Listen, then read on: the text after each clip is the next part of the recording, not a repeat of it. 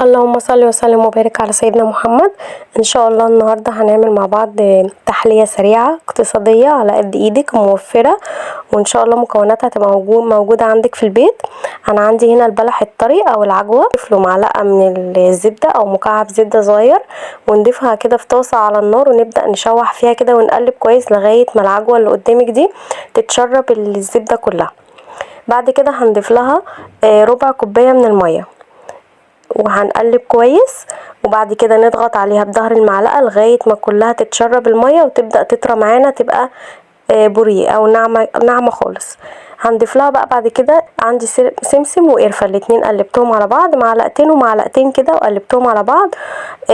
واللي حابب يستغنى عن السمسم مش حابب طعمه ما يضيفوش، ومحبين القرفه بقى يضيفوا قرفه.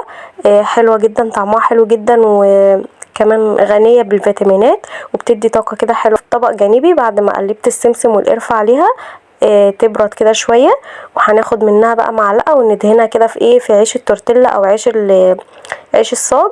انا عملته هنا على ايدي في البيت، العيش السوري. هنزل لكم اللينك بتاع الفيديو بتاع العيش في صندوق الوصف مع المقادير.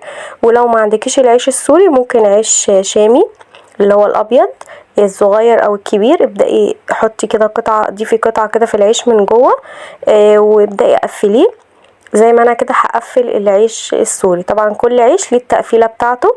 العيش السوري ده بيتقفل كده زي ما انتم شايفين، بتبداي تقفلي على الحشوه، بعد كده تقفلي الجوانب بتاعه العيش وتلفيه كده للاخر شبه زي الساندوتش بالظبط. هنعمل كده مع بعض بقى الساندوتش التاني كده سريعا، وبعد كده هنشوف مع بعض الخطوات الجايه ايه هي.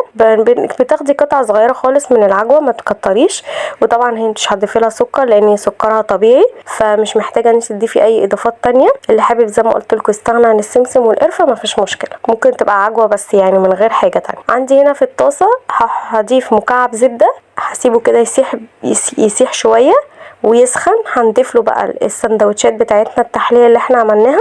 هنسيب بقى العيش بتاعنا شويه لغايه ما يحمر حبه من الزبده من جميع الجوانب، الاتجاه ده والاتجاه التاني، هياخد لون ذهبي كده حلو ويحمر. لما هيحمر كده من الزبده هيديكي زي شايفين اللون الذهبي ده، هيديكي قرمشه حلوه من بره ومن جوه هيبقى طري من العجوه. لو عجبكم الفيديو ما تنسونيش في الاشتراك وتفعيل زر الجرس عشان الكل يستفاد من كل الوصفات اللي بنزلها اول باول. وما تنسونيش بقى في اللايكات والتعليقات الحلوه اللي بتشجعوني بيها. وانا هنا كده بفتح لكم العيش من جوه، شايفين من جوه طري ومورق والطبقات بتاعته حلوه باينه، وكمان اللون بتاعه حلو والساندوتش طعمه جميل، طعمه حلو قوي. ان شاء الله تجربوه يعجبكم، ونتقابل مع بعض في فيديو جديد ووصفه جديده، والسلام عليكم ورحمه الله وبركاته.